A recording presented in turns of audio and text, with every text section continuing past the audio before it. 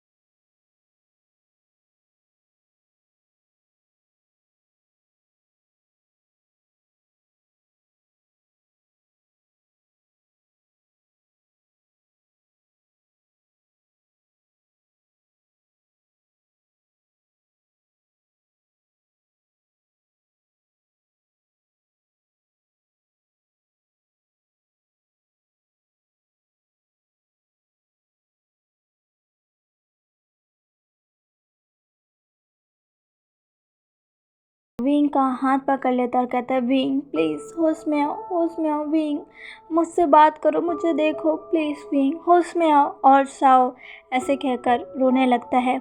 अब धीरे धीरे विंग के हाथों में मूवमेंट होने लग जाती है। शाओ को जैसे ही एहसास होता है कि विंग के हाथों में मूवमेंट हो रही है, वो जल्दी से विंग के हैंड्स की तरफ देखता है और फिर विंग की तरफ देखता है, जिसकी अब धीरे धीरे आइज़ ओपन होने लग गई थी। शाओ अब अपने आँखों से आंसू पोंछता है और खुशी से विंग को देखने लगता है। विंग जैसे ही अपनी आँख खोलता है, वो शाओ को अपने सामने देखता है। वो अपनी वीक वॉइस में कहता है, शाओ। शाओ विंग को देखकर कहता है, विंग क्या तुम ठीक हो? विंग तुम ठीक हो ना? शाओ को देखकर विंग की आंखों में आंसू आ जाते हैं और वो रोने लगता है। विंग को ऐसे रोता देख शाओ को बहुत बुरा लगता है। शाओ विंग का फेस पकड़ के कहता है, विंग विंग तुम मत रो, विंग प्लीज़ चुप हो जाओ, विंग प्लीज़। पर विंग रो ही जा रहा था। विंग अब शाओ को हग कर लेता है। शाओ भी विंग को हग बैक करता है।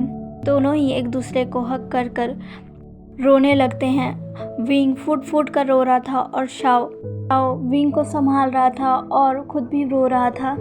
शाओ अब विंग से कहता है, विंग शांत हो जाओ, शांत हो जाओ विंग।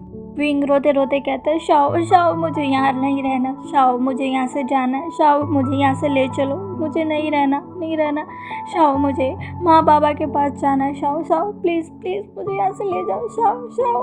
वो फिर से रोने लगता है और विंग से कहता है, हाँ हाँ हम भाग जाएंगे, हम यहाँ से चले जाएंगे, विंग विंग तुम शांत हो जाओ विंग।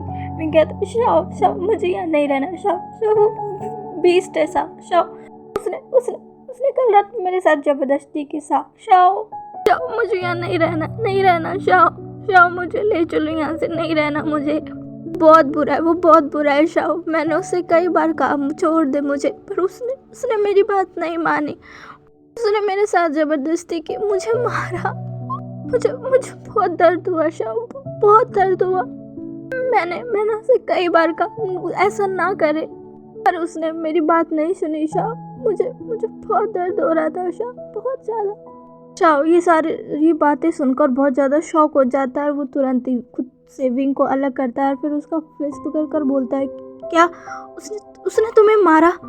विंग रोते रोते हाँ में अपना सिर हिला देता है। शाओ विंग से कहता है, मुझे सारी बातें बताओ। विंग अब रोते रोते ही शाओ को कल रात की सारी बातें बता देता है।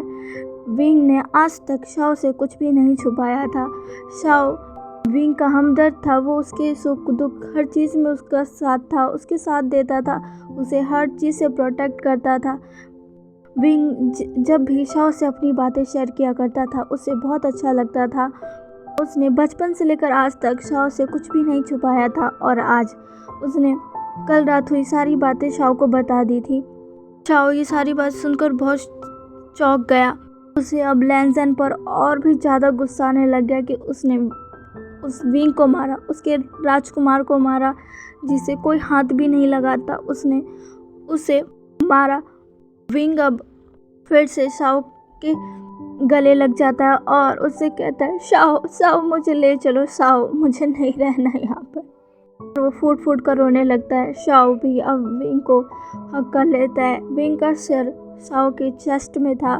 शाओ विंग के बालों को रब करते हुए कह रहा था, हम यहाँ से चले जाएंगे, हम नहीं रहेंगे। मैं कुछ सोचता हूँ, मैं तुम्हें यहाँ से ले जाऊँगा, मैं नहीं रहने दूँगा तुम्हें यहाँ, इन बीस्ट के साथ नहीं रहने दूँगा विंग। ये कहते हुए शाओ भी अपनी आंखों को बंद कर लेता है और उसकी आंखों से आंसू निकल ही जाते हैं। इधर दूसरी तरफ वे राज्य में क्वीन का रो रो के बुरा हाल था, क्योंकि उन्होंने पूरे राज्य में विंग को ढूंढा, पूरे महल में विंग को ढूंढा, पर उन्हें विंग कहीं भी नहीं मिला। रानी विंग की चिंता में खुद का हाल बेहाल कर लिया था। रानी बहुत ज़्यादा रो रही थी और किंग उन्हें संभाल रहे थे और रानी से कह रहे थे, ब्रेन अपने आप को संभालिए, हमारी विंग को कुछ नहीं होगा, मैं उसे कुछ भी नहीं होने दूंगा। क्वीन रोते रोते कहती है, आप क्या कर लेंगे, आप मेरे बेटे को लेकर आ सकते हैं, अगर आप लेकर आ सकते हैं तो फिर उसे अभी तक लाए क्यों नहीं? हाँ, आप इतनी देर क्यों लगा रहे हैं? क्या आप चाहते हैं कि हमारा विंग डेविल्स के हाथों में लग जाए? हाँ, आप क्यों नहीं उसे लेकर आए, क्यों नहीं लेकर आए? कहाँ है मेरा विंग, कहाँ है, बताइए ना। किंग अब पूरी तरीके से कंफ्यूज हो चुके थे कि आखिर वो क्वीन को क्या बताए कि विंग तो कहीं भी नहीं मिल रहा है। क्वीन बस इसी डर में थी कि कहीं विंग उन ड्रैगन्स के हाथ तो नहीं लग गया, क्योंकि अगर वो उनके साथ हाथ लग गया तो फिर विंग के साथ क्या होगा ये क्वीन को भी नहीं पता। क्वीन बस इसी चिंता में रो रही थी और किंग को भी बस यही चिंता बताई जा रही थी, क्योंकि विंग पूरा वे राज्य में नहीं था, तो इसका साफ साफ मतलब था कि विंग घेरे के पार जा चुका है। किंग ने कुछ सैनिकों को घेरे के बाहर भेजा और विंग को ढूंढने के लिए कहा। किंग बस यही प्रे कर रहे थे कि विंग उन डेविल्स के हाथ ना लगा हो और उनका विंग उन्हें जल्द से जल्द मिल जाए। फिलहाल तो अभी वो क्वीन को संभाल रहे थे, जिन्होंने सुबह से खाना पीना सब कुछ छोड़ रखा था और सिर्फ विंग को याद कर कर रोई जा रही थी। किंग क्वीन को तसल्ली दे रहे थे कि वो विंग को जल्द ही ढूंढ निकालेंगे, पर विंग कहाँ था ये किसी को भी नहीं पता था। और क्वीन जो कि किंग से ये जिद कर रही थी कि जब तक विंग नहीं आएगा वो कुछ भी नहीं खाएंगी और कुछ भी नहीं पिएंगी।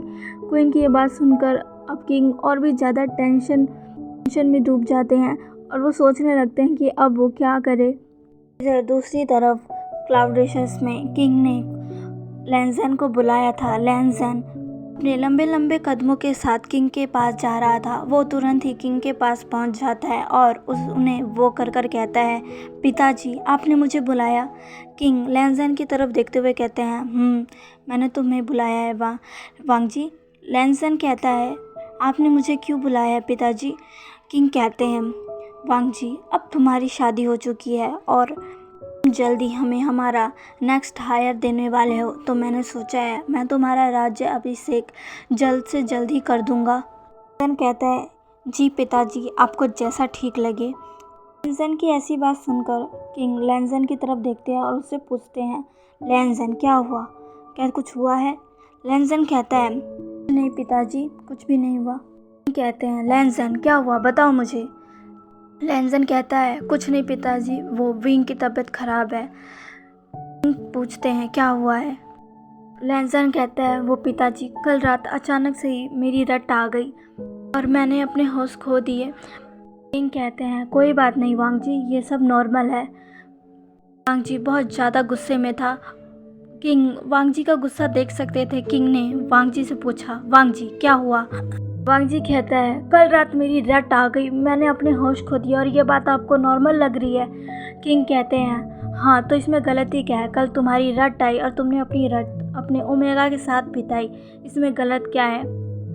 वांग जी कहता है, गलत है पिताजी, ये मेरी रट का आने का वक्त नहीं था। मेरी रट कल अचानक से ही बहुत जल्दी आ गई। ये देखकर मैं खुद शॉक हो गया।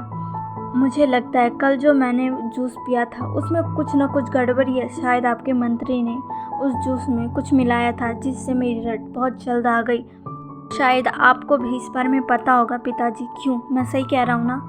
किंग अब वांग जी की तरफ देखने लगते हैं, जो कि उनसे आंखों ही आंखों में सवाल पूछ रहा था कि आखिर उन्होंने ऐसा क्यों किया। किंग अब एक गहरी सांस लेते हैं और वांग जी से कहते हैं, हाँ तुम सही कह रहे हो। कल रात तुमने जो शरबत पिया था उसमें हमने एक चीज़ मिलाई थी जिससे तुम अपनी रट में आ जाओ। वांग जी गुस्से में कहता है, क्यों, आपने ऐसा क्यों किया? किंग कहते हैं, ये करना ज़रूरी था वांग जी। अगर हम ये नहीं करते तो शायद तुम कल रात उस ओमेगा को छोड़ देते, और कल की रात हमारे लिए बहुत ज़रूरी थी। तुम्हें पता है ना, अगर कल तुम अपने पार्टनर के साथ इंटीमेट नहीं होते तो फिर शायद हमारा नेक्स्ट हायर आता ही नहीं।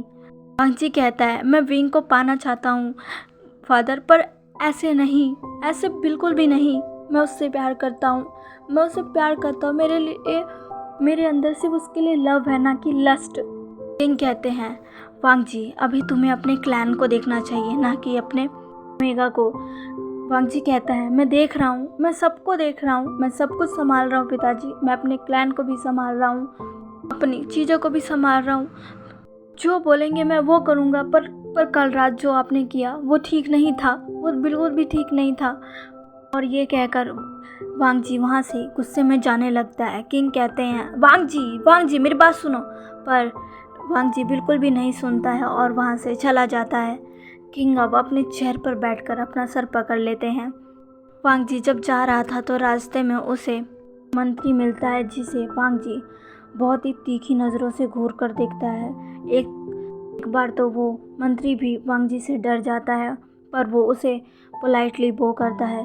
वांग जी को पता था कि उसके फादर उसके साथ कभी भी ऐसा नहीं कर सकते हैं। ये इसी मंत्री की चाल थी, इसी ने मेरे फादर को भड़काया होगा और ऐसी चीज़ें करवाई होंगी। वांग जी अब उस मंत्री के पास चला जाता है। वो मंत्री वांग जी को बो करते हुए कहता है, राजकुमार क्या हुआ, आज आपका मूड कुछ अच्छा नहीं लग रहा? वांग जी गुस्से में कहता है, तुम ध्यान से सुनो, अगर आइंदा से तुम मेरे या मेरे फ्रेंड के बीच में आए तो मैं तुम्हें छोड़ूंगा नहीं, समझे तुम? और ऐसा कहकर वो वहाँ से चला जाता है। उसके जाते ही वो मंत्री एक ईवल स्माइल देता है। तो चलिए गाइस, आज के लिए बस इतना ही। आज का पार्ट आपको कैसा लगा प्लीज़ मुझे कमेंट करके ज़रूर बताइएगा, और प्लीज़ मेरे चैनल को लाइक, सब्सक्राइब एंड शेयर कर दीजिएगा। मिलते हैं इसके नेक्स्ट पार्ट में, बाय।